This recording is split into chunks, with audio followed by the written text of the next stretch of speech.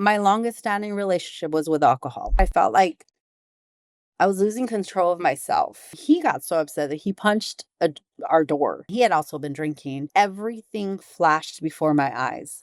All the arguments we had ever had, all the just little petty just disagreements that we had had when we were drinking. This isn't who we are. You start to make your life fit into alcohol. It's a scary thing to admit. Nearly 30 years, Jessica lived in what many call the gray area drinking, not hitting rock bottom, but not feeling fully alive either. No DUIs, no major trauma, just a slow erosion of her joy, her connection, and her health. Today, she's nearly 11 months sober, and what she shares about the invisible cost of casual drinking will hit you right in the gut. Thank you, Jessica, for coming on. I really Thank appreciate you. you here. And for those of you that are new to my channel or this is for your first time watching, I interview the guests. They don't interview me. This is about their story. If you want my story, you can go back to September 2023 and start from there, and you'll find my story. We're recording this. You'll be 11 months sober. Yes, yes. My husband and I, we both started this almost 11 months ago. And just yesterday, we celebrated our 14th year wedding anniversary. And we were talking about it. Like, you're like, dude, would you ever imagine that we would make it 11 months without drinking? And I was like, nope, never in my life. Like, it's been incredible. It's been amazing. I'm really lucky that he joined me on this because I know it wasn't easy. It wasn't easy for both of us, but we've been, you know, I feel like we just started dating all over again because it's been amazing. So, you guys, you been together 14 years, married 14 years. Was your relationship built on alcohol? Oh, Like so many of yes. ours? Yes. It was I hate to say it and I hate to admit this, but I felt like at some point it was like the foundation of our relationship because we met, we started working together. And when we met, I think that's when my drinking was probably at its heaviest, and he was probably the only other person that could keep up with me. So, I just remember thinking like, "Oh my gosh, finally, someone that can keep up with me, someone that doesn't, cringe at the fact that I can, drink just as much as the guys could drink." Like, I mean, I don't know why I used to think that was something to It be proud of. right? Right. I don't know why. That was just kudo points for me, but I love that. And, for the first maybe 2, 3 years of our relationship, I mean, everyone just knew us as the couple that loved to drink. And so we built not only our relationship, but our friendships. Everyone we knew had to drink like us, and it was unfortunate because we never experienced anything other than just drinking, for the first maybe half of our marriage. I think this is why I really hesitated on, reaching out to you just because a lot of the stories that I hear, you share in your channel, I didn't 100%, can relate to it, but I felt like a lot of the people that live around us day to day, my friendships, relationships around us, kind of have this like gray area that they live in with alcohol. And I don't think it's talked about enough, because even though you're not walking around, having withdrawals or, drinking every day, it still has some kind of hold on you. There's still like this like a prison that you feel to it still, even if you're not drinking every day. It's on your mind every day. You're counting down to the days that you can have a drink again, to escape, to have fun and to connect. It's constant. So, So I pulled something up and it says over 50% of women who drink excessively don't identify as alcoholics. yes. And I have to agree with that because it's funny that you mentioned, women because I remember growing up when I was really, really young, one of the first experiences that I had before I even consumed alcohol, I remember just, I was raised in a Hispanic household and drinking was just a big thing. It was like the centerpiece of our household was a bottle of some kind of liquor. And, every gathering, that's what we did, we drank. And I remember thinking the women in my family could really like I mean, at the time I thought they can control their alcohol because they were drinking just as much as the men, but somehow we're not messy like the men. And to them, the men had a problem, not the women. The Right. men were the ones that got emotional and angry and, crazy, but the women could control it. And I found that later on in my life that I was just like the women in my family. I could control it really well. Um, Unfortunately, though, I wish that in some ways I would have gotten messy because I think I would have recognized how much I was really drinking, instead of learning to manage it the way that I did. It's like I guess I can say it's good because on the outside, I never looked drunk. I never looked like I was drinking a lot, and I would tell my friends like, "Girl, I'm really drunk." I'm like, "No, you're not. You're fine. You're not stumbling. You're like, you're handling it pretty well." But I knew that I was pretty buzzed. Like I knew that I was drinking. I was drinking enough to where I should have been messy drunk. I should have been really, really drunk. And I don't, honestly, to this day, I can't tell you why I could drink as much as I can and not get messy. I have a friend And like that. She can drink and drink and drink. You give her but if you give her I wanna say if it brandy was the only time that I've ever seen her drunk. I think But that was vodka for me. I yeah, think vodka was the only thing that can probably take me out. But I just knew like, yeah, I'm not doing that. But it is very strange, and I sometimes I really do think that I wish I would have gotten a little bit more messy because I think I would have stopped sooner. I would have probably recognized, just because I never wanted to look dumb. I never wanted to embarrass myself, and my husband and he gets very messy and he gets borderline aggressive, and I was just always like, nope, that's not going to be me, but I would drink as much as he drank. So it was very strange, how that happened. so you're sitting here drinking as much as everybody else, seeing everybody else get messy, and you are the one that can hold yourself together. What were your thoughts during that? I what I would always say to myself is I'll never get to the point where they're at. And in some ways I think that I would say that because I knew that I could handle like alcohol the way that I was handling it. But when I would go home and I would have to sober up the next day, I I just knew that something inside of me was like, this is not okay. Like, how much more do you need to drink to get to that point? And how much more are you willing to push that? How much more are you willing to test that? Because I think I started to play with that fine line of like, okay, well, yes, you're not drinking every day. Yes, you're not going through withdrawals. Yes, you're not drinking at home alone, but now you're having to drink more. Now it takes more to get, to feel even just a little buzz.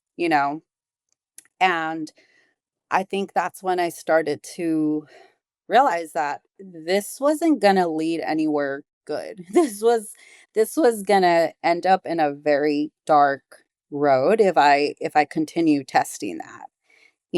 And I think in some way I kind of felt like superior because I felt like, well, I can handle it and I always thought like I can control this. And in some ways, I felt like I could because I could go maybe a week or two without drinking, but I definitely was planning the next time that I could drink. Because again, like I said, it wasn't a physical trap that I felt. It was a mental trap, and I felt that if I was gonna do anything fun or relaxing or exciting, alcohol had to be the center of it, it had to. And I think that's when I started to feel like I wasn't so much like losing control of my drinking, but I felt like I was losing control of myself.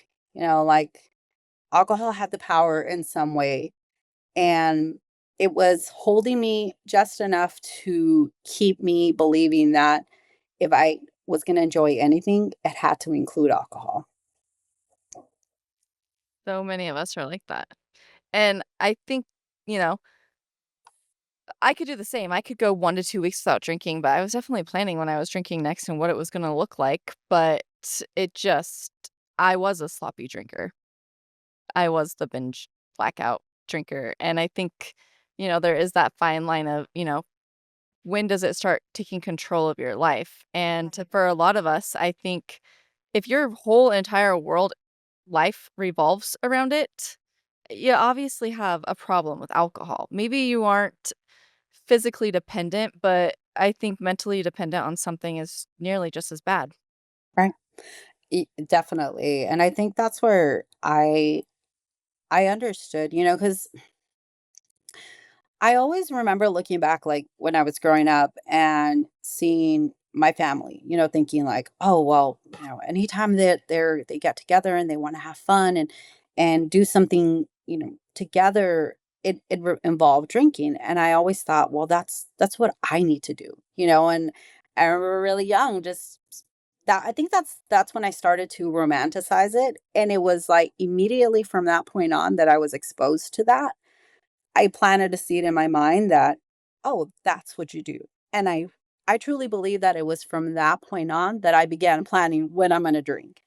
And I don't think those thoughts ever left my mind, and even though growing up, I witnessed alcoholism. I witnessed people passing away from alcohol-related issues. I was exposed to all of that, yet I still romanticized it. Because in my head, all I could think of is just, but alcohol makes everyone fun. Alcohol makes people that are usually jerks actually makes you want to be around them, and it's just this seed that so many of us have been, planted, and we never thought twice about it. And sadly, when I was growing up, people would talk to me, my mom would talk to me about drugs. "Don't do drugs. Drugs are bad. Drugs are right." But no one ever said like, "Oh, also alcohol is also like a drug and you will get hooked on it. You will develop some kind of, attachment to it." Not no one. No one ever explained that to me. So, I stayed away from drugs. You Same. know? But alcohol? Shoot. It just It was shoved never. down my throat that drugs were so bad. Knowing now what I know, was consuming one of the worst drugs out there. Yes. One of the worst drugs that is so socially accepted and thrown in your face wherever you go. Yeah, I think alcohol, and I hope it's okay to say this, alcohol next to food is the most abused I things agree. that you can think of, right? Yeah. And unfortunately, those were the 2 things that me and my husband were really good at doing.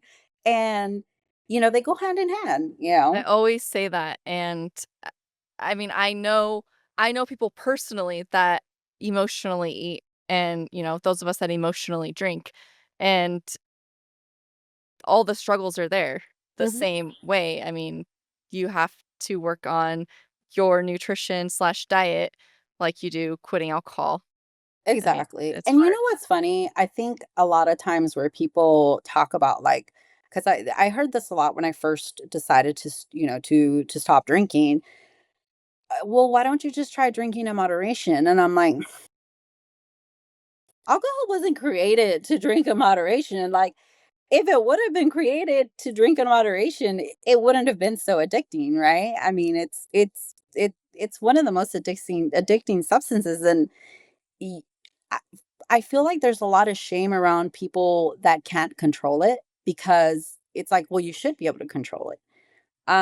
No, it's not that easy. And even though I can say I somewhat had a little bit of control in the sense where I knew when I was drinking too much that I was like, "Girl, you gotta like this is not okay." And I would go maybe 2, 3 weeks without like I would take a break, but like I said, in my mind, that never stopped.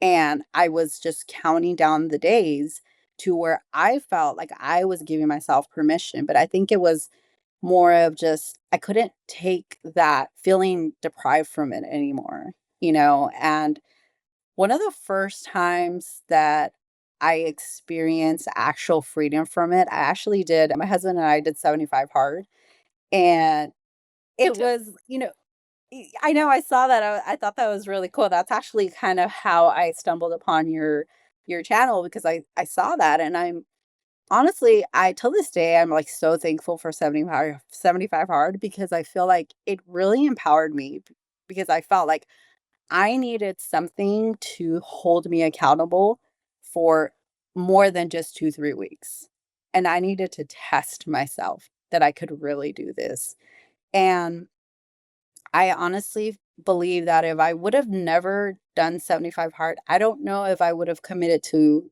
to this 1 year that my husband and I decided to take because I wouldn't have believed it. I wouldn't have believed that I could do it. And it was the first time that I actually questioned my relationship with alcohol. It was the first time that I thought, "Wait a minute, this is a lot harder than I thought." This is difficult, and why am I thinking so much about it? I couldn't understand why it was just so constant, you know? But I'm really grateful for that program because I really do, or that challenge, because I think if people would just do it even just once, it'll change their life. I've I've interviewed somebody else who did 75 hard to simply try to quit drinking, and it worked for her, but I didn't go into it with any intentions of quitting drinking.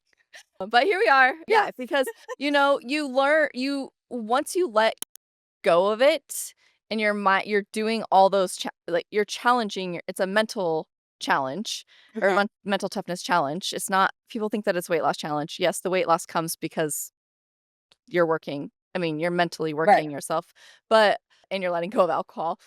The tasks that come along with it, the structure, the discipline, and then you realize that I have no discipline when it comes to alcohol, but I'm not gonna fail this thing. right, Hell no. I'm definitely was not gonna be the first to fail. So, yeah, probably about midway through-ish, I think I started July 10th, 2023, and I think it was the beginning of August is when I realized alcohol was no longer serving me, and it was just I think until we realize that alcohol's not serving us, we're just gonna keep going back. right, right. Until you realize just that toxic so-called best friend that it is, right? Like we really do. It's like that to me, that was like my bestie. Like wherever I went, she We're went. partners in crime. Yeah, yeah. I mean, she brought out the best in me, right? That's what I thought. She Well, was I my don't have crutch, that problem, I'm not that bad. right? And I really didn't understand what it was truly doing. I didn't understand how much I depended on this so-called friend. And you're right, until you understand how much it's not serving you, how much it's actually taking from you more than giving you, you realize that yeah, I mean, there's no reason to have it in your life. It's so funny. I was listening to this podcast the other day, and she was talking about alcohol is like watching a movie and sitting for the first 5 minutes, and the first 5 minutes of this movie is amazing, but the rest of the movie is just trash. Would you recommend that movie to anyone? Like, no, no, because it's exactly what alcohol is. Yeah, maybe the first 5 minutes, the first drink you take, it feels great. But then after that, there's just so much that comes with it and the consequences. One of the main reasons why I knew I needed to stop drinking was because I have always been active, always been athletic, and my husband and I had decided to join strongman. I don't know if you know strongman sport. It's kind of like a powerlifting sport, but it's a little bit more extreme. And we had hired a coach, and the first thing he told me was like, "You gotta stop drinking." And I was like, "First of all, bro, I hired you to make my program, but not to get involved in my personal life." And I was just very like, "What do you mean?" And he was like, "You need to stop drinking." And I ended up tearing both of my calf muscles. I tore, it was literally like back to back. And he said, "You're drinking, you're dehydrated, and you're going to keep getting injured."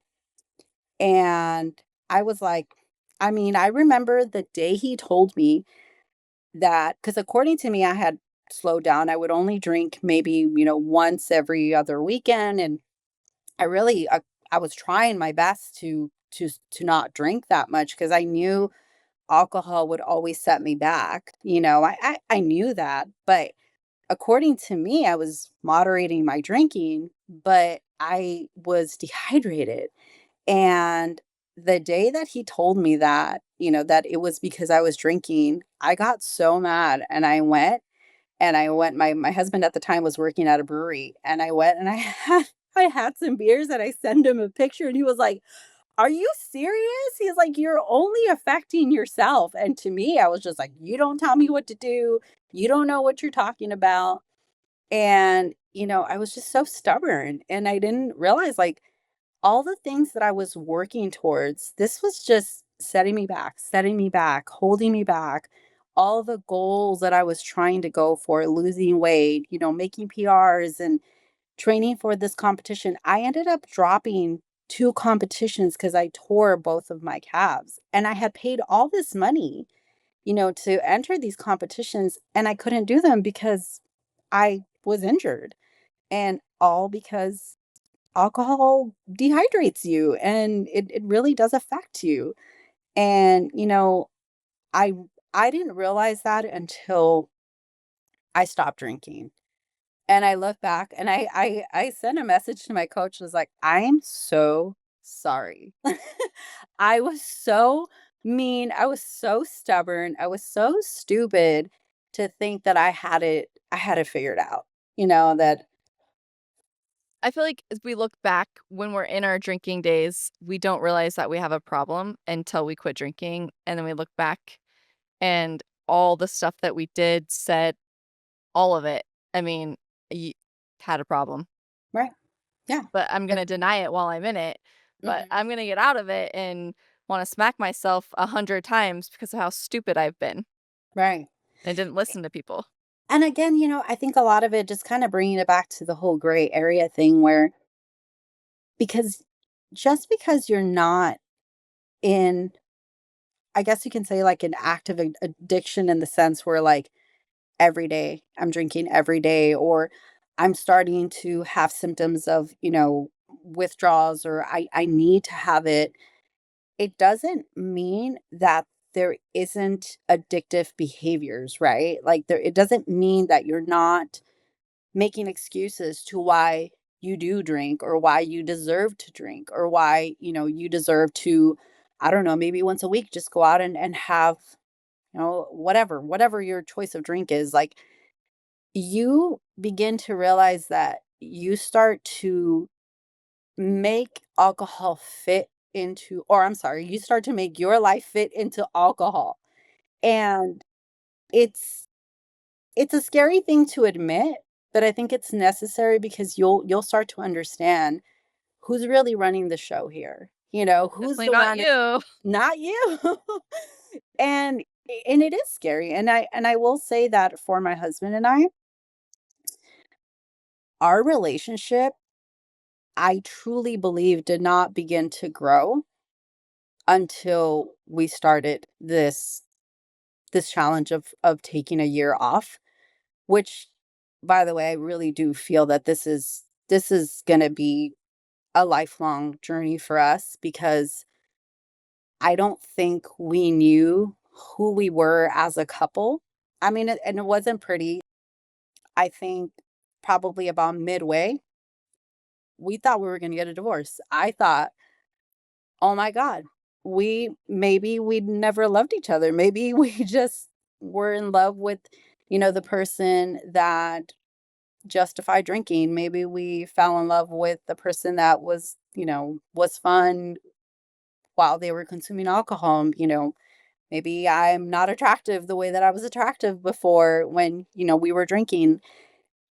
There's a lot that comes up, but I truly believe we didn't really know not just ourselves, but also as a married couple until we stopped drinking. Because a number of things we didn't deal with when we first got together because we were always drinking is insane. Just took the words out of my mouth. I mean, it's so true. When your relationship is built on alcohol, you don't learn how to navigate life.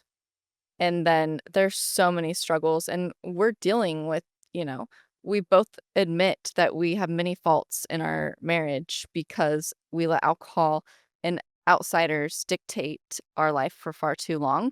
And now that we're sober, we can have those boundaries and we can learn each other again and learn how to what a marriage actually is Yeah. and how to communicate effectively, not just because you're drunk and I mean, yeah, it is an adjustment period, and I've said this in other podcasts. I remember the first 30-ish days, I looked over and I said, "I don't like you," because you have to get used to each other. If the Yeah, like, were only you thing always this annoying? right? Did I just drink because you were annoying? I mean, it's just one of those things. You do get to learn. You have to learn somebody over again. And so, like 30-ish days, I looked over and I said, I don't like you. But because you have to get used to each other again. You have to learn Right. each other all over again because all you knew was the drunk versions of each other, and it's a whole thing. It's a whole thing. It is. It's like the things that they used to do before all of a sudden are irritating and aggravating, and you're just like, "Were you always this annoying? Like, did I just never realize how, irritating you are?" And it sounds horrible, but I think a lot of it is because we just never took the time to stop and really ask questions and get to know what each other's triggers were. We all these things that we just completely put aside because all we can think about was like, let's go out and have a drink. Life is getting stressful, so let's go and escape a little bit and you know drink how we usually drink, and that's all we knew. And I think in a way our our our marriage never really grew Right. Good word. because we never dealt with any of the things that we should have probably dealt with in the beginning of our relationship. One other thing that I don't think I mentioned when I wrote to you, we're actually a blended family. My first son is from a separate marriage, and it was very difficult to navigate you know, that kind of relationship because anytime that they would bond, my husband and my older son, was when he was drinking. That was the only time that they bonded. And my son was very confused about that, because anytime that my husband wasn't drinking and, my son would try to approach him, his attitude was very different. So that caused a lot of issues in our relationship because my son thought, well, again, the same thing that I saw growing up, he started to see. Now we're, well, in order to make a connection with anyone, you have to drink. And that's something we realized that after, we had stopped drinking was like, we we did the same thing. Everything that we saw growing up now we exposed our kids to, and it was unfortunate, so there was a lot of things we had to undo. There was a lot of things that we needed to be honest with ourselves and begin healing and repairing because we never stopped. We never stopped to think, what was alcohol doing? And it's not easy. I don't know the statistics on it, but I feel like maybe a lot of people that start their relationships with drinking and then try to remove it, I don't know if a lot of them make it. I really have to look into that because, that's not something that I was prepared to deal with when we decided to take on, this 1 year of sobriety. I didn't know all of this was going to happen. I mean, not only does your own trauma come up, but now, a trauma as a couple, it's not easy to navigate. So, the first few months aren't peaches and cream. Yes, you get the high of feeling better and you feel a lot more energized, but then the mental work starts to come in. And that's stuff that we should have been doing when we were, growing up but we never did. And this is the things that people don't talk about, what alcohol does. And yeah, it's I unfortunate. think yeah, and then it gets just so misconstrued and twisted and who did what, who did this, who said this and that, and it's because we were so like, I take accountability for my actions when I was drinking. You know having to deal with the repercussions from, drinking, but navigating it sober is so much better than navigating it if we were still drinking. If we were still drinking right now, we wouldn't be together. There hands down, if I we were agree. still drinking, going through all of the stuff that we've had to relive, me and him, and being honest about a lot of things, it it probably would have destroyed us if we picked up a bottle again. Yeah, I 100% agree. And one of the things I think that happens is that, not only do you feel the shame of what you're going through, the struggles that you're going through, but then you also feel the shame of like drinking, right? You feel that shame. So I remember anytime that we would bring up any argument or anything that we were, I don't know, we were like holding back on when we were sober, when we were drunk, it would just all come up. And it was so messy. I mean, none of it ever makes sense. I know sometimes my husband would say things to me and I'm like, "What are you talking about?" What are you really mad about? Because you're telling me like a million different things that don't make any sense. But it was just a list of things that he had gathered and or, myself that I would also gather up, throughout the week or throughout the month. And then all of a sudden it would just come out, but it would never make any sense. And then the next day, I was too embarrassed to bring it up because I don't know what I said. Like, I don't know. I mean, I never had moments of like blackout, but I knew that I probably didn't make a lot of sense when I was emotional and obviously drinking. I it was just so much shame, around the whole thing, and I think you're right. It wasn't until we stopped drinking that we started to communicate clearly, and we started to understand where we were coming from. I mean, maybe it took some time, but at least now we had a sober lens to look over it, not being drunk and messy, Do you feel you like know? do you feel like when you were guys were drinking, you just lived on autopilot together? Oh my gosh, you're the first person that's ever asked me that, and that immediately clicked. Yes. And I think That that's what too yeah, many of us do.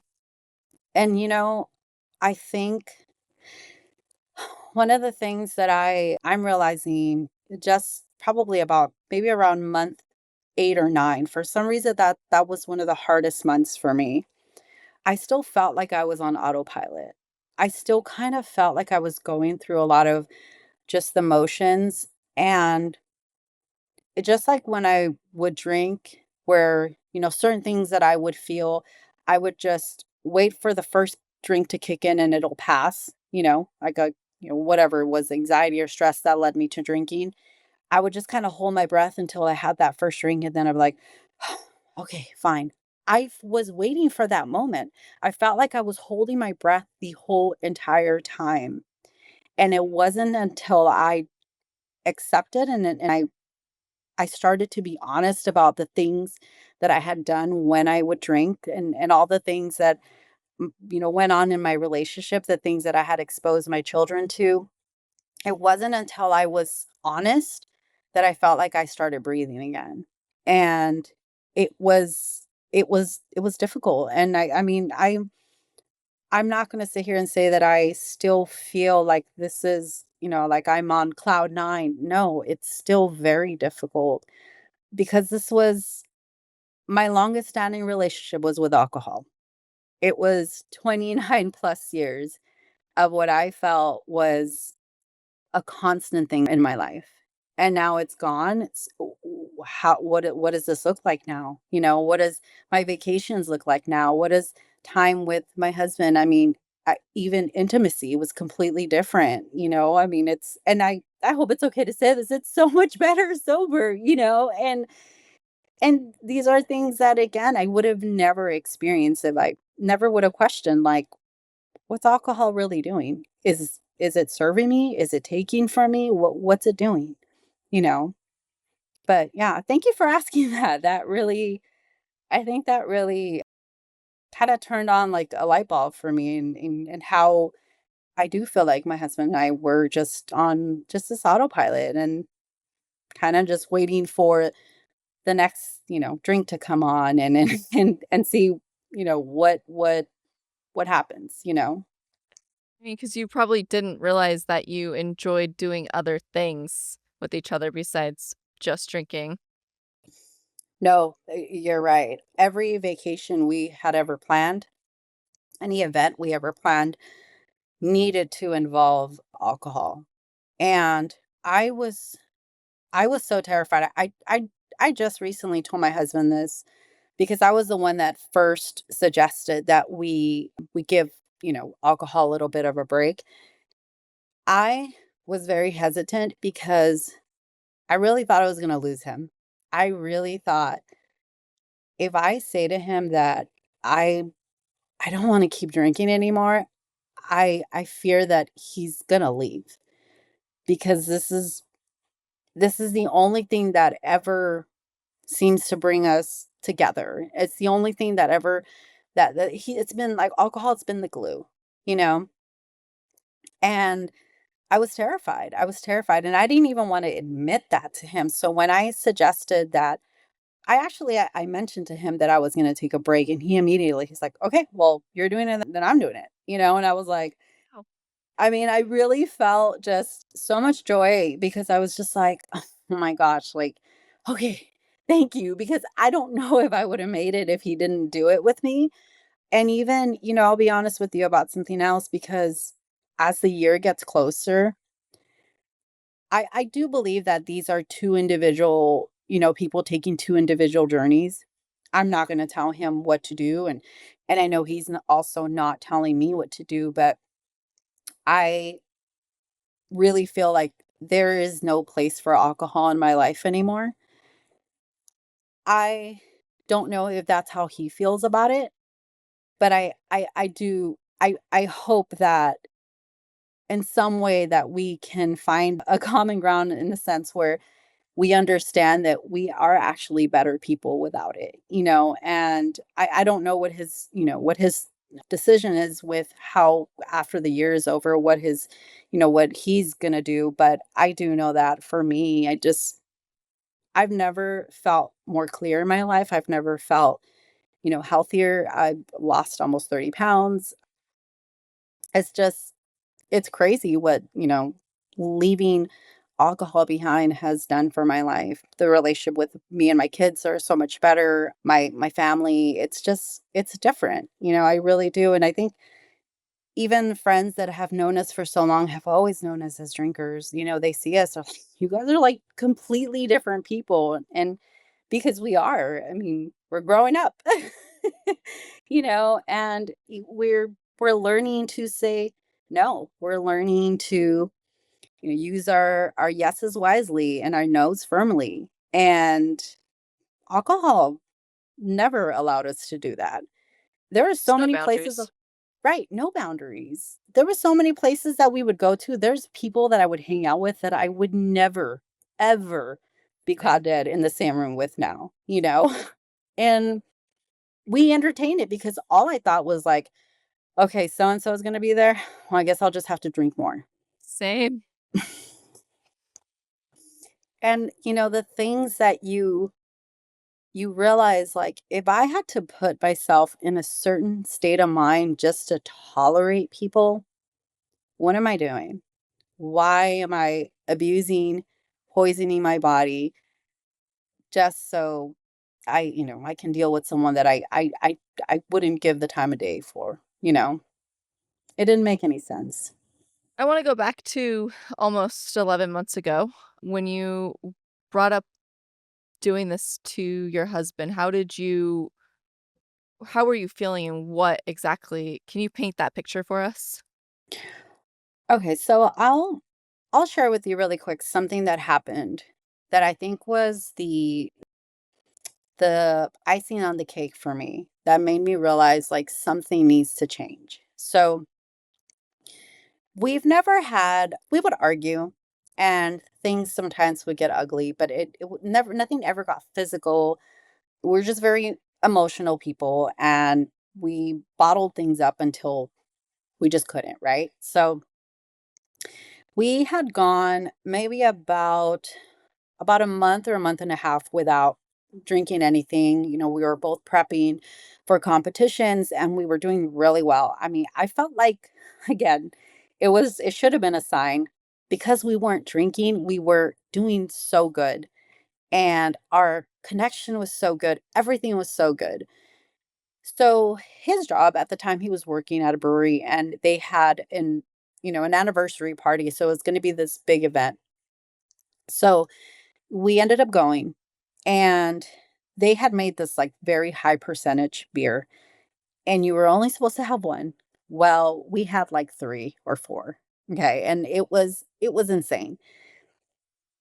We got into a huge, huge fight, and this was the first time that I think things got, like, violent, but not I mean, there was no physical violence, like, no one hit anyone.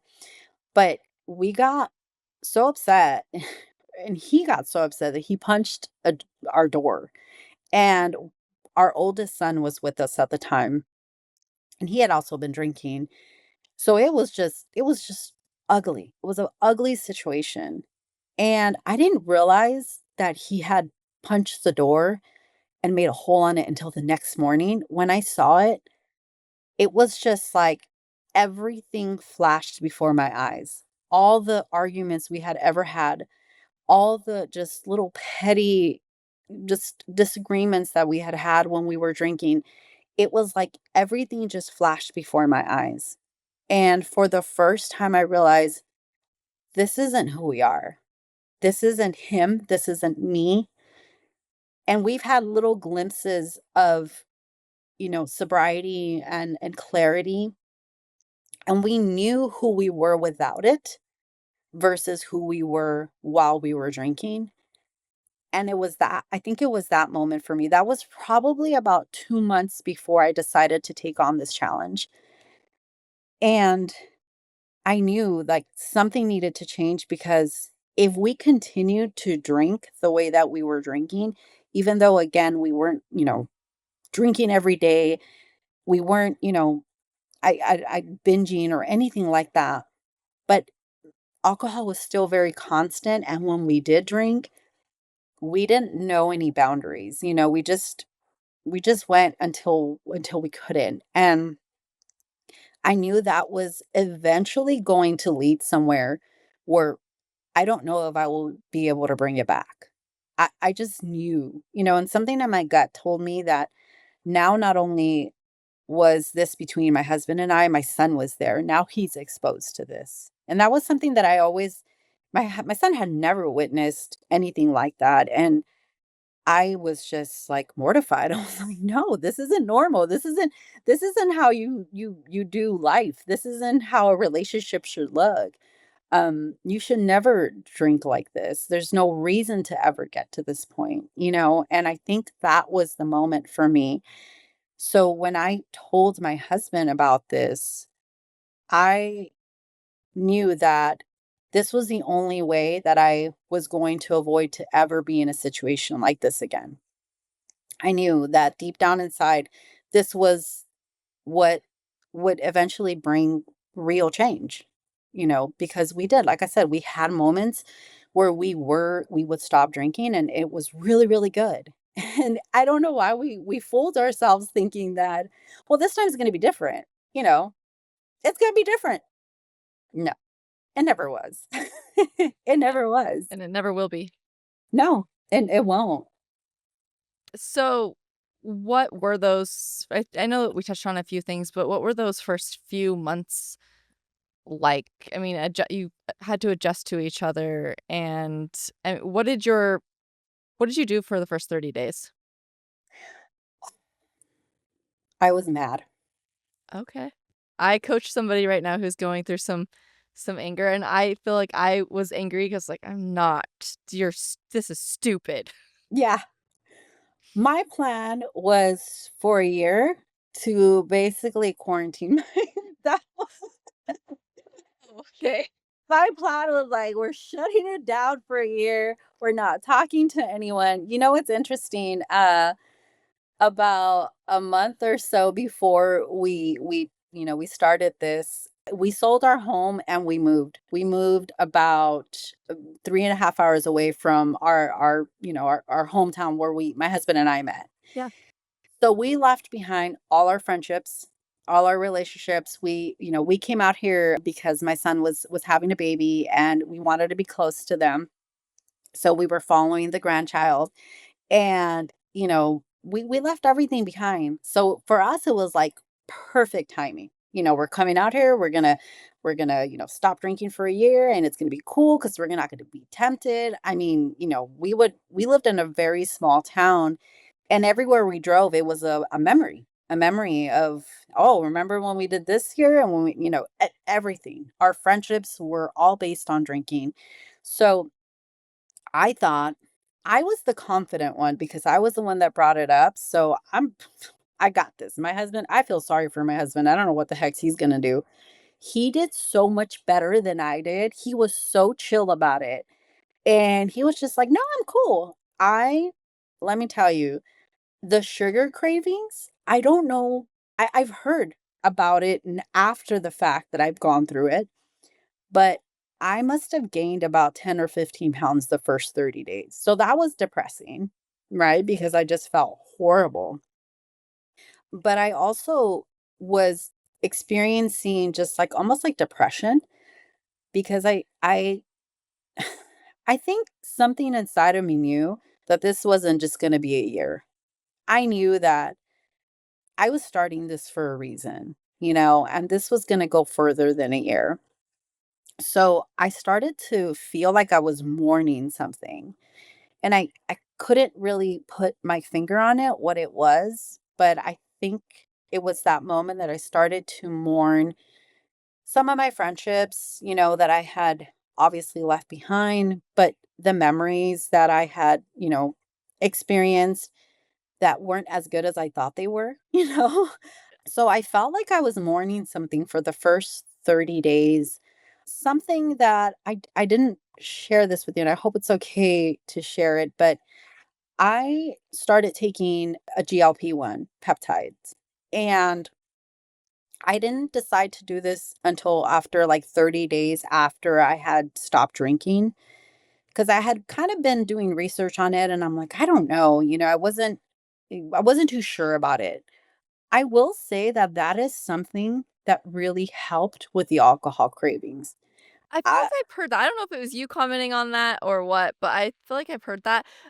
I the only reason that I've made comments about it is because people don't put the work in first. They just jump I agree. right to that. So that's my passionate view on that. But I understand there's so many reasons why people take it. Yeah. Don't get me wrong. I mean, I understand.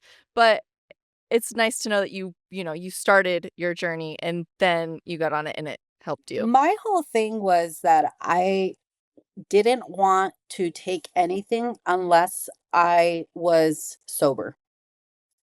I didn't wanna add anything else into my body unless I was sober, because that is something that I felt like, what was the point of me taking something for weight loss when I'm still drinking? Because alcohol, it just it's so counterintuitive to so many things that you do. You know, you go on a diet or you work out and then you drink alcohol. Well, your body can only, get rid of the alcohol first before it does anything else. So it just didn't make any sense for me. But I did discover that about 30 days after I stopped drinking and I started taking GLP, my cravings were almost non existent. But that I'm talking about like the physical cravings, right? The mental, still there. Um, so I definitely feel that the first 30 days were probably the most difficult as far as craving it. And not just craving the alcohol, but craving everything that comes with it, right? In your brain. Yeah. Yeah. And, something that we had talked about, like kind of off camera, was that I started to replace, alcohol with social media. So then I stopped drinking, but then I was just on my phone like all the time. And anytime any thought came up about alcohol, immediately I had to watch something because I couldn't handle the feelings or the emotions that would come up anytime I thought about not drinking. And it was very, very difficult. I mean, eventually I had to face all those things and I'm still facing them, but these are things that I don't think anyone tells you to prepare for because, again, you just think like, well, I'm not going through withdrawals, so this should be easy. I'm not, going through I don't need any kind of medical assistance. It should be easy. It wasn't. There's so many other things that you have to deal with when you decide to remove this. So I like that you mentioned that you gained weight in the first 30 days, but then you've lost 30 pounds, right? So, Yeah. okay. But at the same time, the GLP-1 probably has helped with that. But you have been on you were doing powerlifting and diet and exercise and Yeah. all the things, just alcohol was not helping. So really quick, just before I decided to stop drinking, I had already lost about 20 pounds. Oh, So I was very actively working out and doing my best to do what I could do to lose weight and to maintain a healthier life. Um but one of the things that happened was that anytime I would drink, I noticed that my blood pressure would get really high. Um, I started experiencing anxiety. I started to experience like panic attacks, and I noticed that would get worse when I drank. So, right around after I turned like 40, I think was when I noticed that anytime I would drink, my stomach would get so bloated. I mean, I looked like I was pregnant. It was awful. So, I knew that alcohol wasn't just, like, affecting me mentally. I don't think, I know physically, it was starting to really hit me. Major joint inflammation, just swelling, and I thought when I first noticed that alcohol was affecting me, I was like, "Okay, well, you know what? Okay, I won't drink any, like, hard liquor anymore, okay? So we're not doing that. Okay, maybe I'll do, like, organic wine. Okay, no. Maybe I'll do seltzers." It was like I was just never in my mind was like, "How about you just stop drinking?" Like, "Oh, no, no, no, no. No." so that's funny that you bring that up because Um, my husband switched to hard seltzers before we quit drinking because he has ulcerative colitis, so everything else hurt his stomach, right? Why not just drink the hard seltzers? Why not just quit drinking? It was like And again, I take it back to what my coach said. He was just like, "What are you doing? Like, why don't you just stop?" And I'm like, "No, I'll figure it out. We'll figure out some way or another to still keep alcohol around, you know?" And again, like, I go back to what I said. I wanted my life to fit into alcohol. I somehow alcohol wasn't gonna move. It was me. I needed to figure out. I needed to maneuver a way around it, and it was insane. It was insane. So, I mean, yes, although the GLP, it did help with the weight loss, but I've seen a lot of people use GLP without, even if they weren't drinking or anything, and I felt like our the success that my husband and I had, I think a lot of it had to do because we stopped drinking. Because if we woulda kept drinking while we were doing GLP, I don't think we would have seen the results that we saw, that we see now.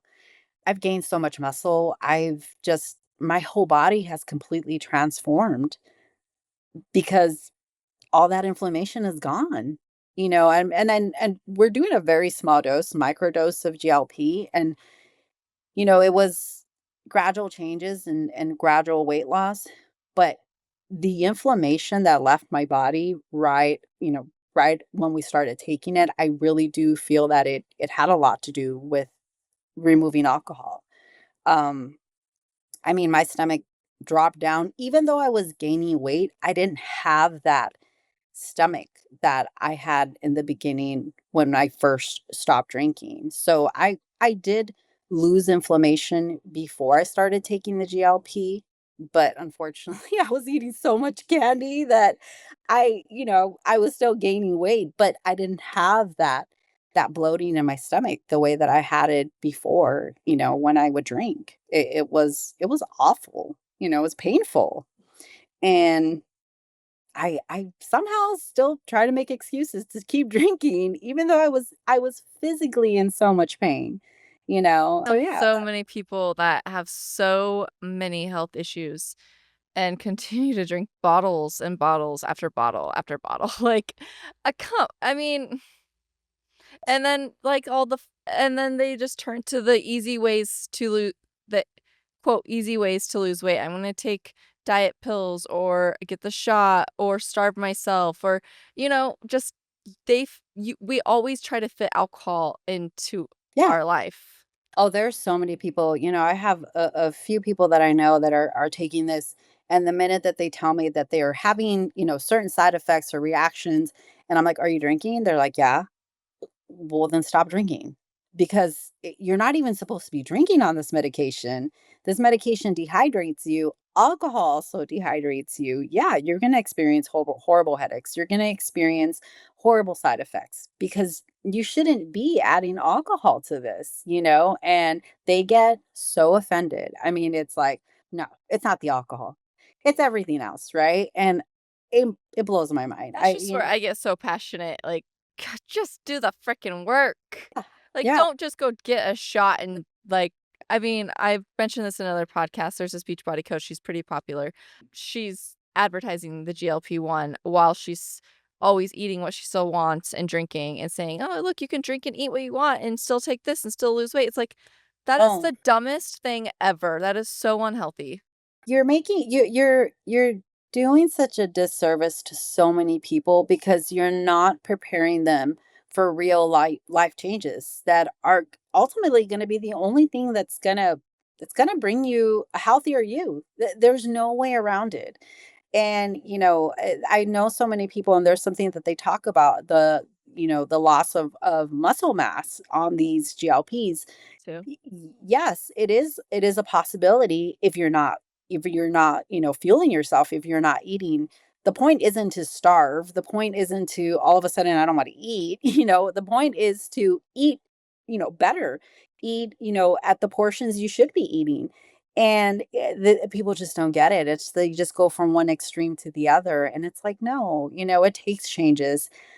When I decided to take this medication, I made a promise to myself that I was gonna hone in on my nutrition more than I ever have, and I did, and it paid off.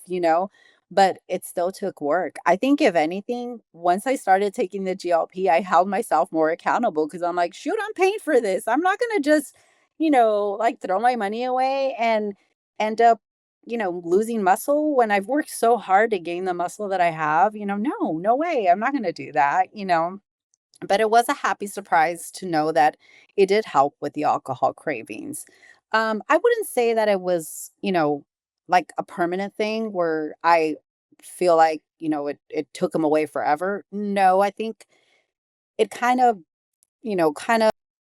pushed them down a little bit for the first maybe 3, 40, 50 days. And then after that, it does come back. You kind of have to deal with the cravings again. Um, but I think it lowered those noises in my mind enough to I was able to really ask myself, why I was doing this. It gave me enough silence in my mind to hear my own thoughts instead of the alcohol that was still kind of trying to linger around me and tell me like, "Hey, remember this?" So it did help in that sense, but I definitely recommend people always do your research. I'm glad that the first 30 days I did it without GLP because I needed to feel it. I needed to feel that stress and that anxiety that I was feeling because those were all the feelings that I was numbing in the past. I needed that to strengthen me. So, I've heard that about the other medicines that people take to help with their cravings. Naltrexone. I talked to somebody, he's in my members only group, and he mentioned, yeah, it helps, but as soon as I don't take it, I want to drink. So he said uh, we, it's like a supplement.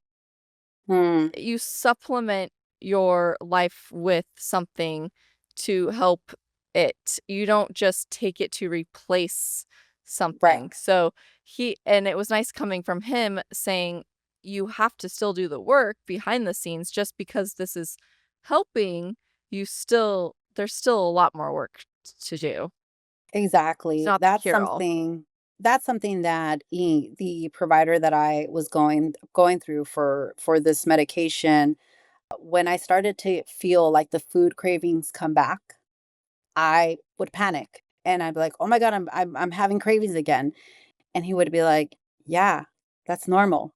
That's normal, and what you need to do is you need to work through that, and you need to, allow yourself to feel that and understand, am I really hungry or am I thirsty or, what is it?" And you don't up your dose just because all of a sudden you feel a little hungry. That's not how it works. And I think in a way, alcohol is the same way, right? When we start feeling that panic, of like, oh my gosh, I'm craving alcohol or I'm thinking about it again. Now when I have moments where I get stressed and I think, oh my God, I would, drink would be really nice right now. I pause and I'm like, okay, I acknowledge that this is how I feel, but what do I really need? Why am I feeling this?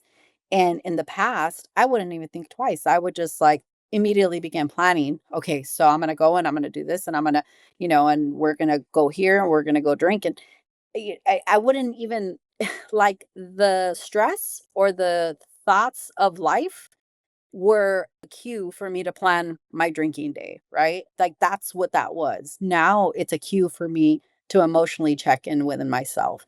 And I never did that before, and we have to. That's called doing the work. That's called processing. That's called, building some emotional intelligence and emotional sobriety, right? Like that's what that is. Me. Exactly. Exactly. What one thing you miss about drinking, even if it's a lie? Oh, one thing I miss about drinking. I will say it's not so much the drinking, but the planning of, like, going out, getting ready, just feeling like I'm about to go do something fun. It was more of I miss the ritual that True. that was gonna lead to the drinking. That's what I miss. I'll be honest with you. my husband and I, we used to plan date nights. We would do it every Friday. We were really lucky at the time, when we lived back home, my mom was our babysitter, and every Friday we had date nights, and that was just our thing. And when we moved out here and we lost our babysitter, we lost our date nights. But that was the one thing that I think I missed the most. I mean, unfortunately, it was date nights to go to our, local, like, dive bar, because that was our thing. We loved all dive bars. Um, but we don't have that anymore. But now our day dates are, we go to the gym. We go on hikes. We're doing more things with our kids. We didn't do that before because we thought, and I'm going to be 100% honest, and I'm going to sound like a horrible mom, but our kids would only get in the way of our drinking. Right? You're And not, I mean, 9 out of 10 moms that listen to this can relate. yeah. And yeah, I would I it would I wouldn't take my kids on vacation because that was for me to go drink. I didn't same, I didn't wanna hang out with my kids on the weekends because it was my time to drink, even though I drank 7 days a week. I mean, it's so same, pathetic.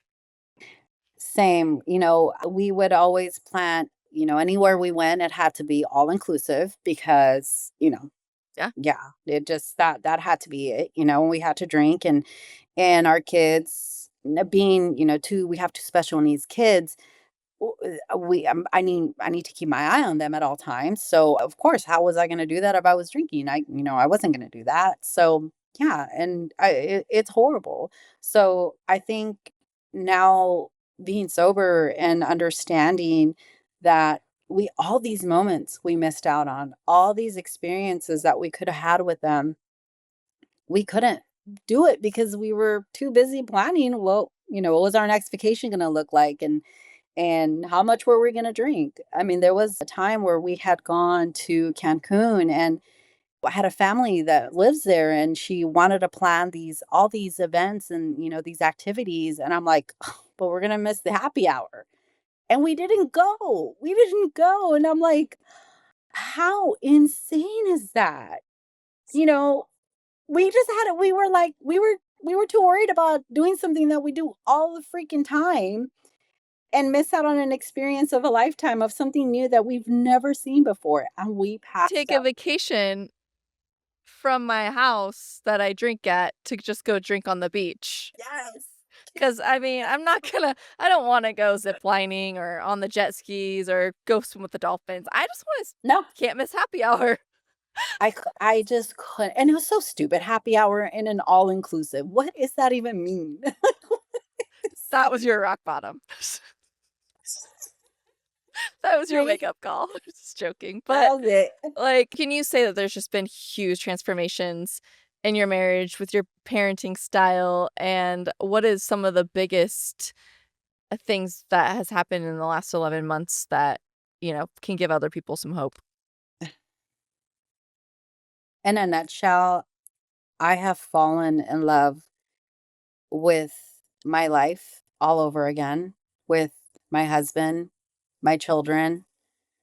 I mean, I'll go even as far as saying my pets, my dogs that used to annoy me, I feel like I have found new meaning and new purpose. I've taken my power back from something that I always felt so powerless around.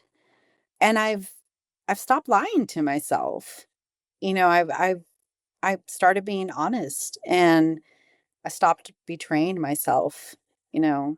I always felt so guilty because I've always battled with my weight, and I've always battled with, feeling like I worked so hard and I never could see the results, the fruit of my labor. I just was always fighting this uphill battle, and I finally see who I am, the hard work that I've done. I could see everything in front of me now, and I don't feel like I'm lying to myself anymore. I always felt shame because I'm like, I'm working so hard, but jeopardizing myself by drinking and binging, and binge eating, because just that was the way that I was able to stay somewhat, uh soberish, I guess you can say, because I would just drink really heavy and then I would eat because it would bring me back down, right? Like it would sober me up,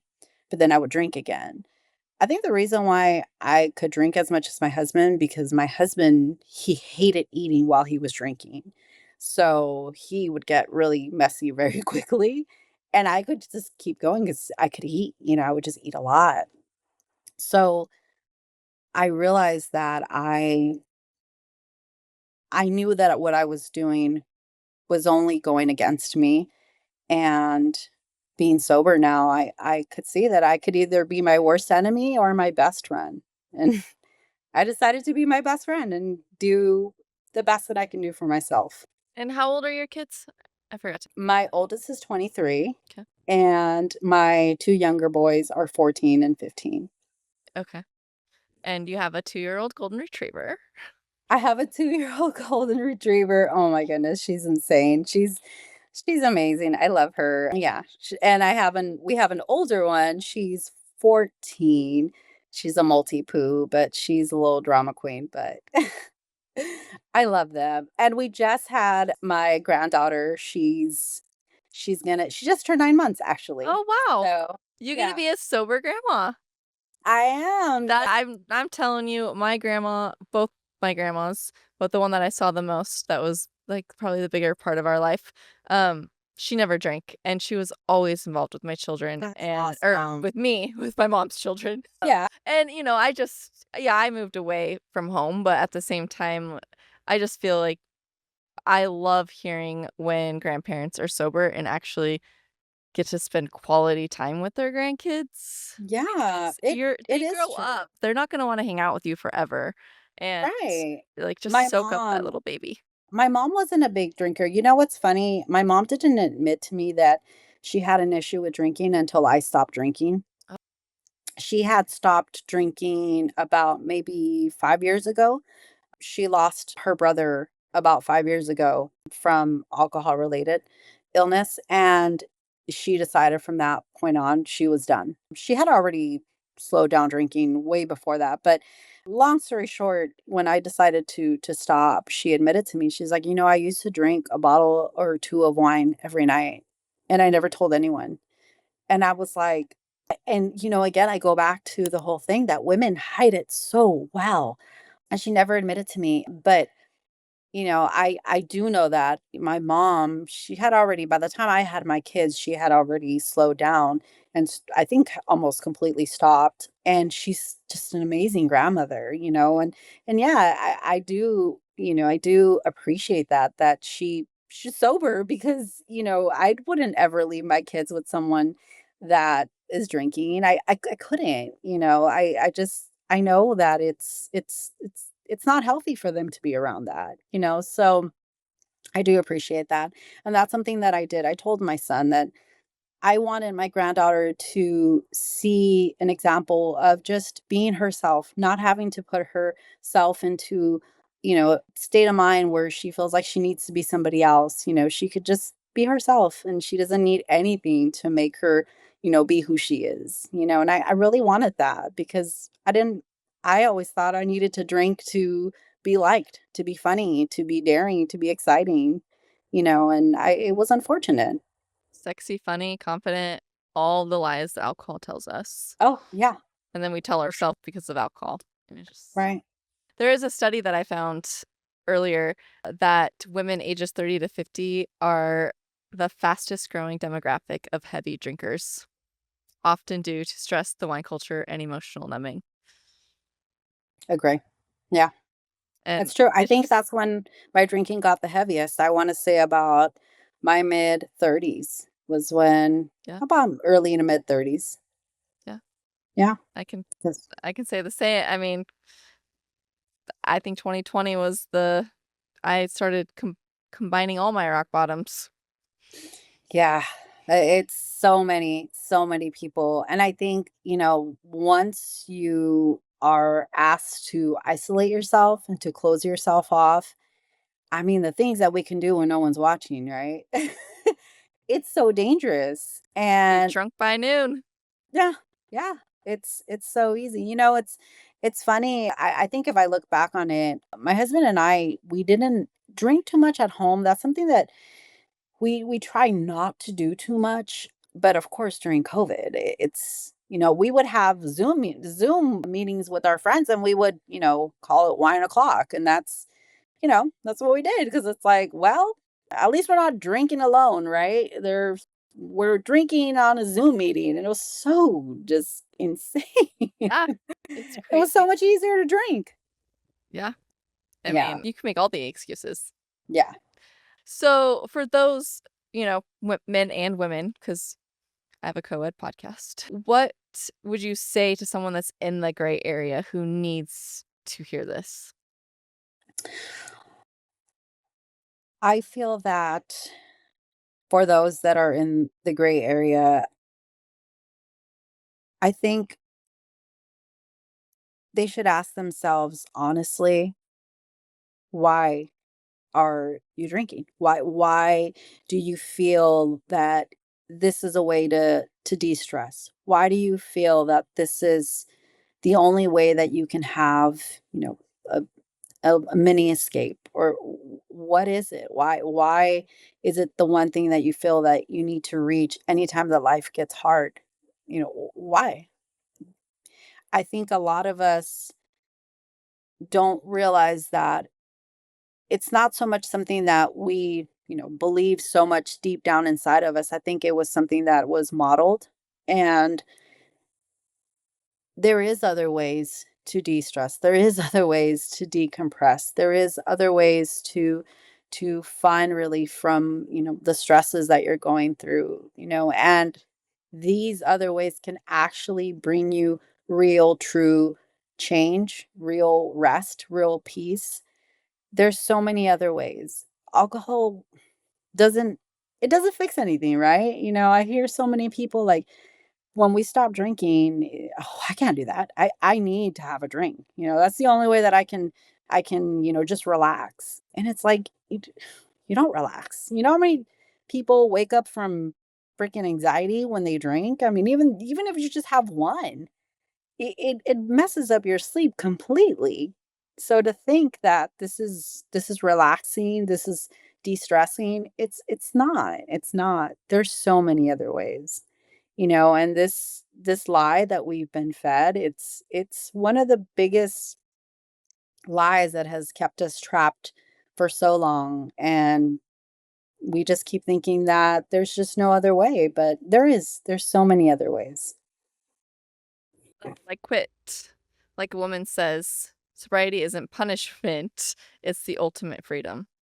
Yes, yes. And it's a choice that we get to make as much as we want. I mean, it's the healthiest choice that we can make for ourselves. And it's not a punishment. It's really, really not. I mean, it's the greatest gift that you can give yourself. It's the greatest gift that you can give your loved ones. You get to show up, as who you really are, not as the person that you feel like you need to be. You Yeah. break those generational cycles. Yes. Yes. And it's so powerful because I mean, I don't know your story 100%, but we see it around us so much, and we see people doing it over and over, and acting as if it's the greatest thing in the world, but it's not. I mean, behind closed doors, there's so much darkness. There's so much pain and hurt that's going on, and you know, those are the things that they won't let you see, but believe me, it's happening. So, I'm glad that more people are waking up, and I'm glad they're realizing that alcohol is just it's not all that they say it is. It's really not. It's a big lie. It's a shitty movie that you shouldn't go watch, okay? I love that so much. Oh my gosh. I truly appreciate you sharing your story, and, I mean, I definitely wanna have you on in a couple months so we can hear what you decide to do, to Yes, drink of or course, not of to drink course. anymore. Like, Shailene Johnson, I don't know if anybody knows her. She was another beach body coach, and she gave up alcohol for 365 days, and I think she continued going. And I mean, some people start with these little challenges and it can change our whole entire life. Yeah. It's it's so funny because I think sometimes I heard something, I can't remember where it was, like, they're trying to say that sober curious or sobriety, like, it's a big conspiracy. Like, oh yeah, it's a big conspiracy. That's why so many people are just, everyone's lying that it's not that great. Or no, it's the truth. It's the rawest thing that you can do for yourself. And I think a lot of people are realizing that, it's amazing. So yeah, I definitely will come back and share with you, let's see what month 13 looks like. Yes. Well, I'm excited for it. me too. I'm so proud of you guys. Thank you Thank so much you. for being here. Thank you for having me.